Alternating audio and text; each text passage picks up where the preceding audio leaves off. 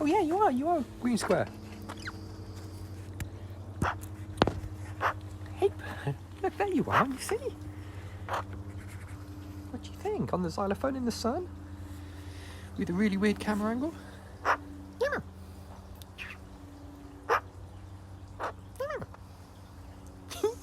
Excellent.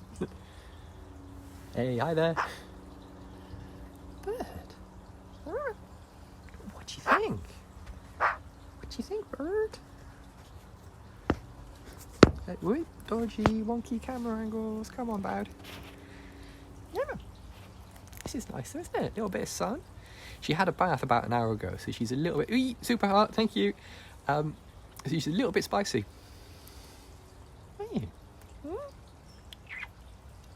Nice refreshing bath. Yeah. What do you reckon, bird? See, in the sun, it's not bad, is it?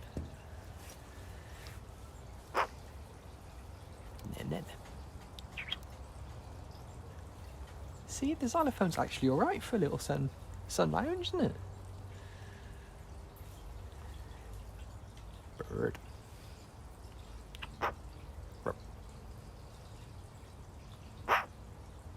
Tell you what though, it's a really lovely day today. Like, it was super cold this morning, but the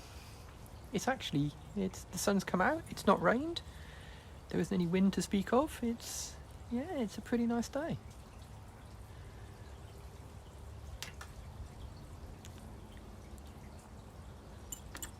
Isn't it?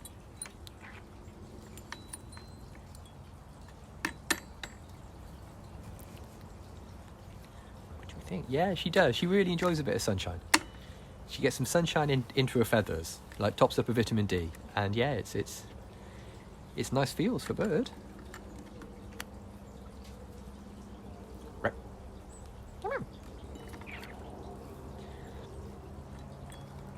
Yeah, absolutely. Where are you going? Oh! Where are we going? We're going into here. Hey, there's bird. Just in a little bit of warmth. There we go. No, I don't think the sun's quite strong enough for googly eye, but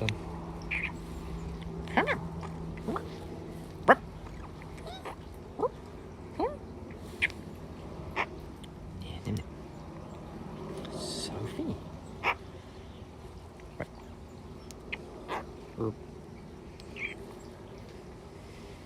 We thought for a moment today we were in for more gate shenanigans, but fortunately it was not to be. It was some other workmen were arriving.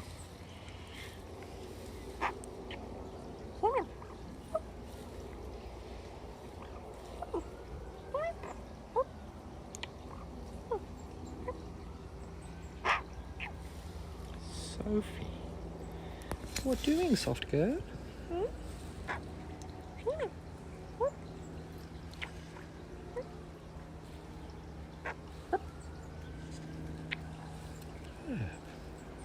Gate. Yeah, the continuing saga. What's that? Pigeon.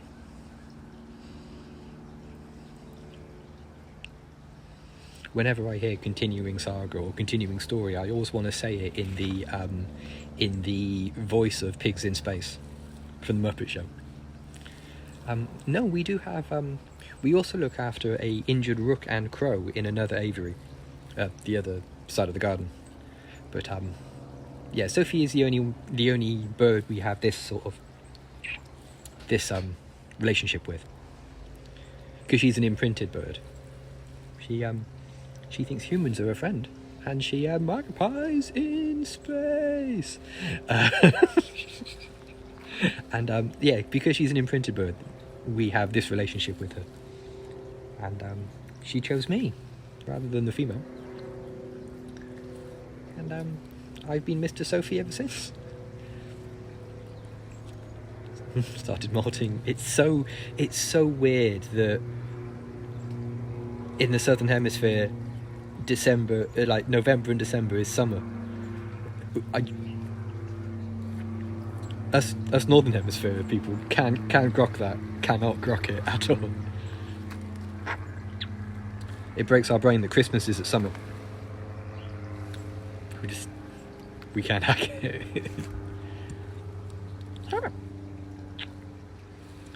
This is very mellow.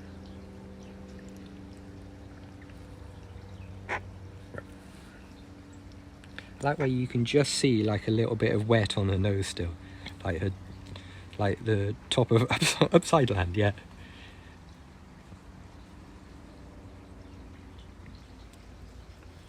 Yeah, me too.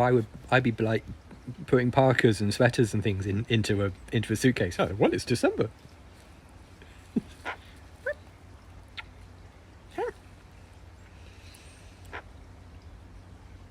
Yeah, everything about that is just super weird. This is like, so it's tomorrow for you, and what? It's like in the early days of like the weekend Breecast, I tried to because it happens at a specific time. I tried early on. I tried to sort of go, okay, so that's 1400 UK. That means it's 2 in the afternoon or 4 in the. I tried to like express it in like a North American time zone and like a Asian sort of time zone somewhere, and I just realised I was crap at it, and I just say from 2 hours from now sort of thing. So I always have to remember to put like 2 hours from now when I send the tweet. When Sophie sends the tweet, I have to remind her to say that it's 2 hours from now.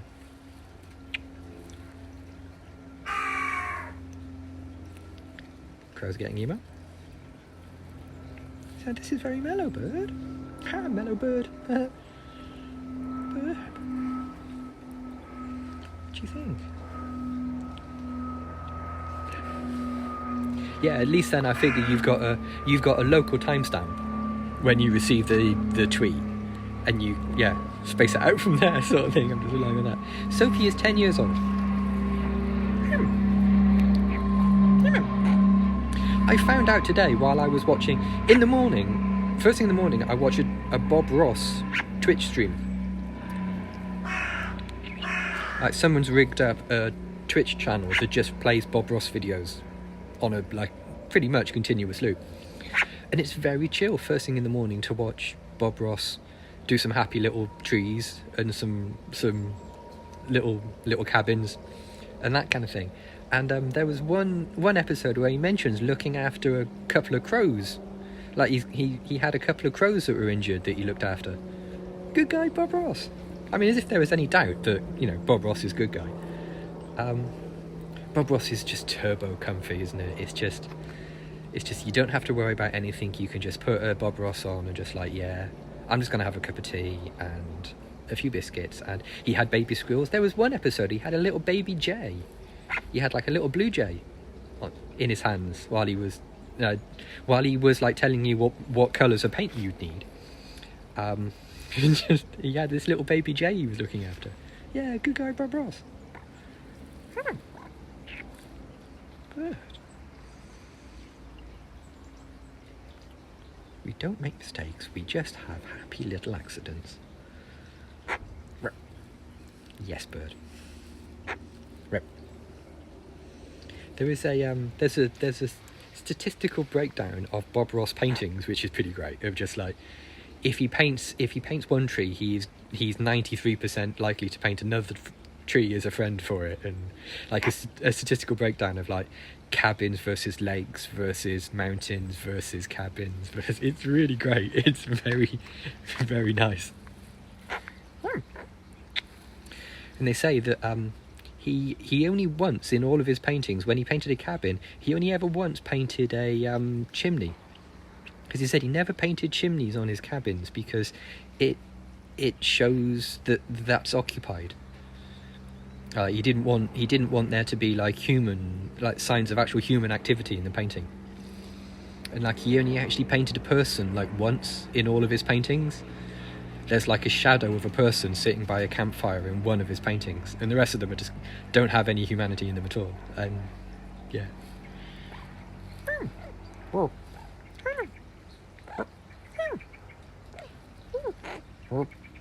What do we think, bird?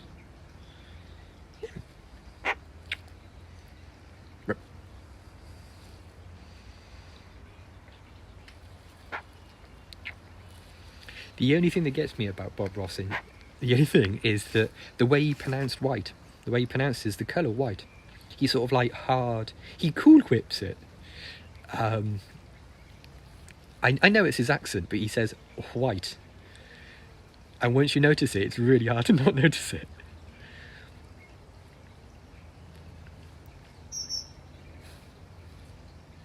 Who's that?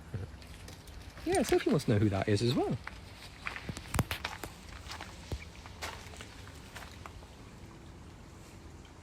I think it's only a little sparrow or something.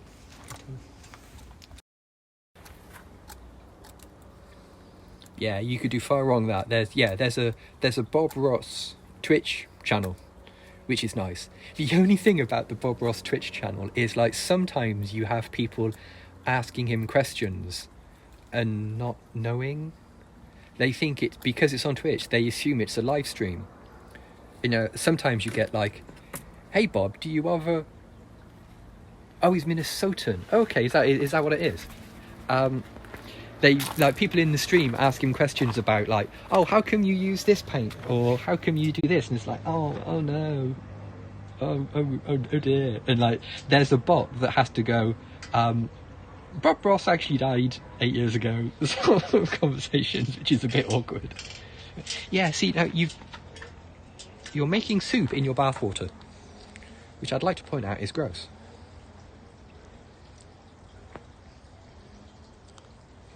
Like a couple of days ago, someone asked him if he ever plays COD. It's like, well, no. But,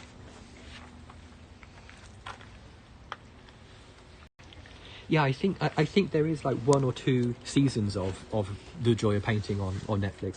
It's also on YouTube, I gather, as well. You can stream quite a lot of them on YouTube. But, hey you, back on Crouch Cam? How come it's always Crouch Cam with you, eh? Well, we joke about that Mr. Rogers. I miss that. I would like, because we never had Mr. Rogers here in the UK, and everyone says it's lovely. So, you know, hang on.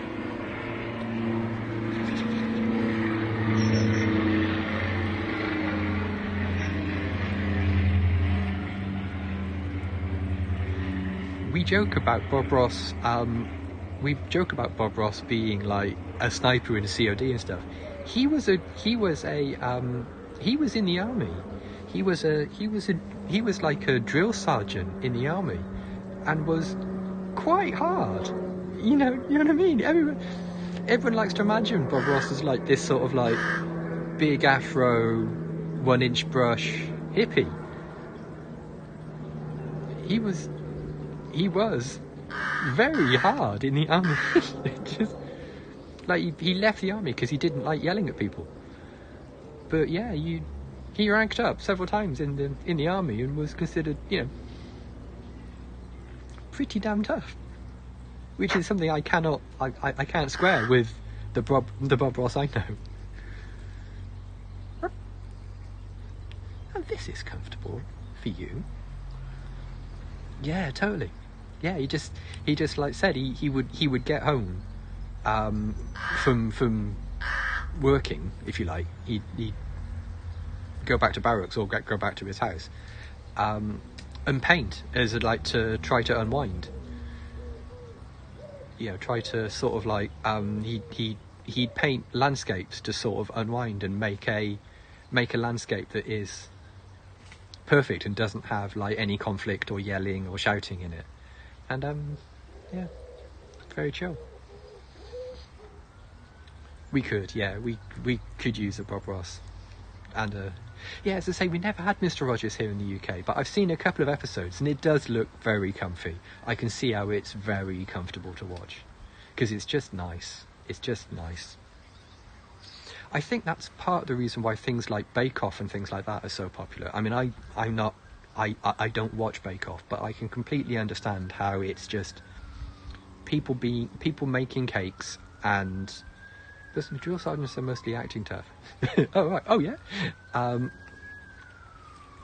Yeah, Bake Off is just like 45 minutes of people making cakes and being nice to each other.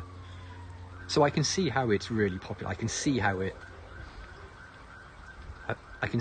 is a popular program. I personally don't watch it, but I can see how it's. So he's watching himself on TV. Watching himself on TV. Oh.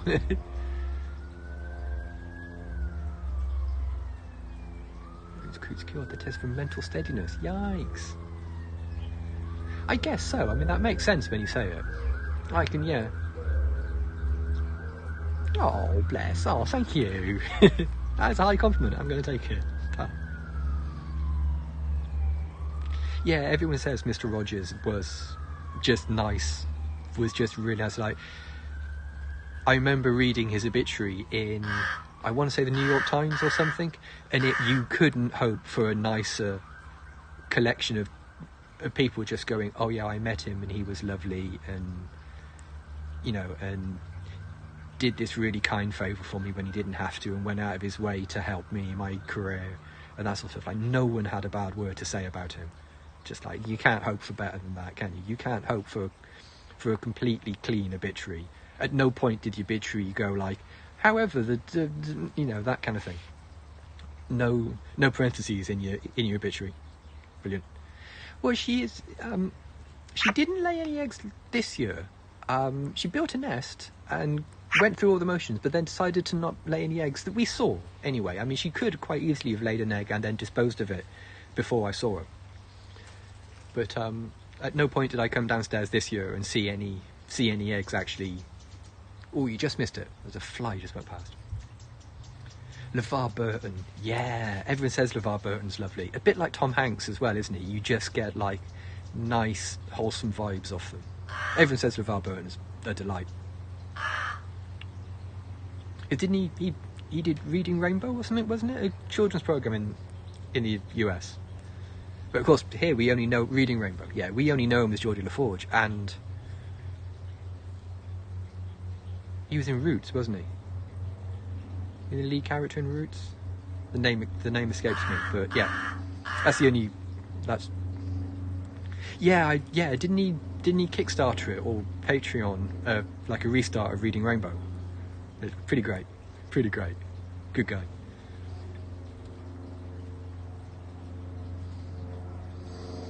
Yeah, but you're right though. I think there isn't enough. Just like, hey, let's just make nice chill programming. That's it. Yeah, breakthrough role. Yeah, you can tell your roots. You're doing a guest spot on one of my favourite shows. It's returned. He does a fan of his own stunts. Really? Cool. What do we think, Bird? Like, it's not cold enough to need a bum warm. We've still got a gap there. We're just having a nice little thing, aren't we?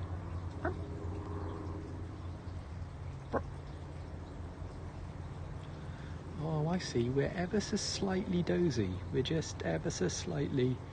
The eye on my side is just sort of like a little bit.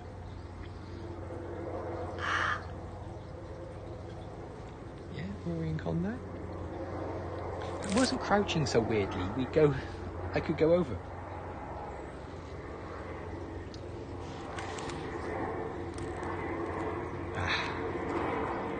Well, Sophie's 10 years old.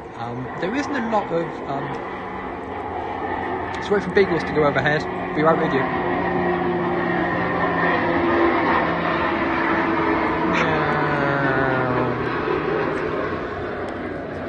As I was saying, Sophie is 10, and there isn't a huge amount of data about corvids in general when they're. I say in captivity, but you know what I mean. When they are living a sheltered life, and in the wild, you could realistically expect anything between 8 and 14 years or something like that as a realistic lifespan for a corvid of this size. But you got to remember there that they're fighting. Hey, hi. But they're a wild would be fighting for food, eating crap that they find on the side of the road, that kind of thing, you know, so their life expectancy would be lower. It's not out of the realms of possibility for like 15, 20 years. But as I say, there's so little data that I think the oldest magpie on record was 23 when someone shot it. So yeah, but there's very little data about life cycles. I love the way you get the croak. You get like the end of message, like cronk at the end.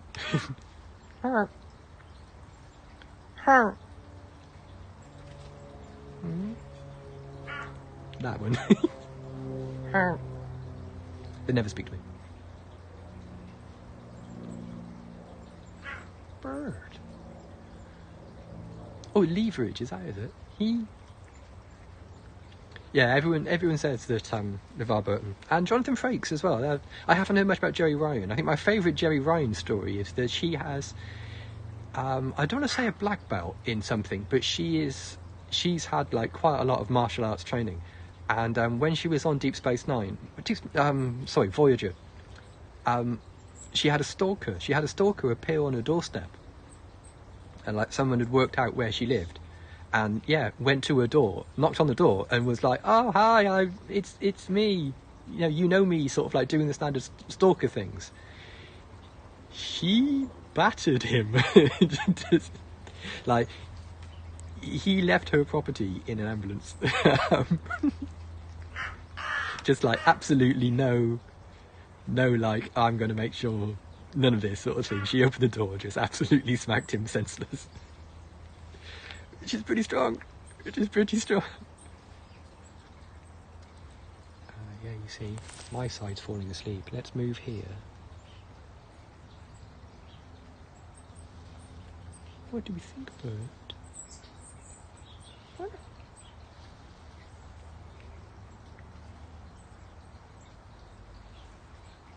Yeah, Sophie is an Eurasian magpie in the crow family, because Australian magpies aren't actually crows.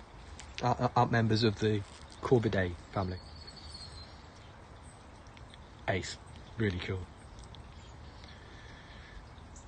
Yeah, she absolutely 100% protected herself, like barely broke a sweat whilst like completely disabling this guy.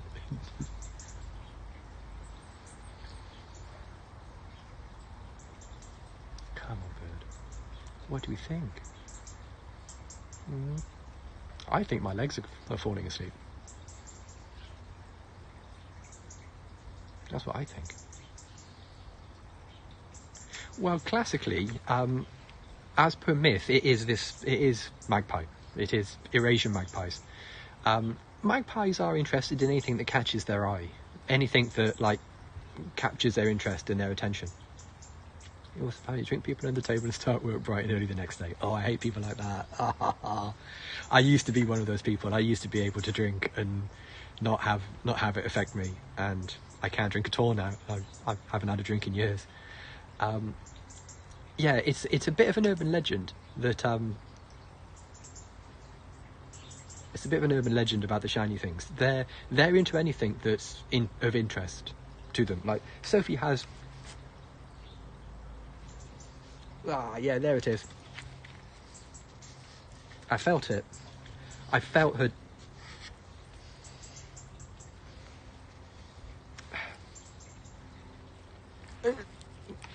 Hang on, right, I am now going to stand up because I've been pooed on, but I think it missed.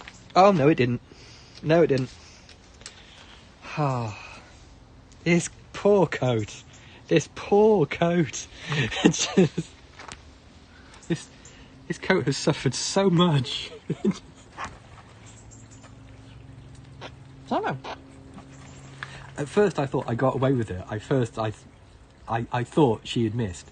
She got me on the side of the hand, but I thought she had missed with the rest of it, but no. It started to bring her coat. Yeah.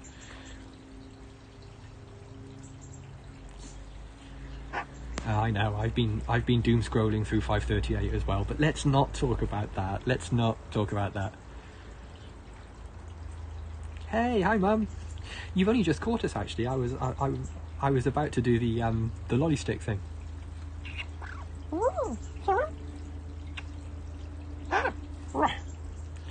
Oh wow, I have all of the pins and needles in my feet now. I've been crouching down there. I've got, my feet have fallen off. My feet are not responding to pings. Oh no. Look at this bird. Look how beautiful this is.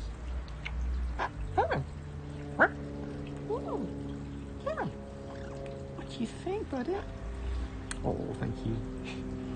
Bird.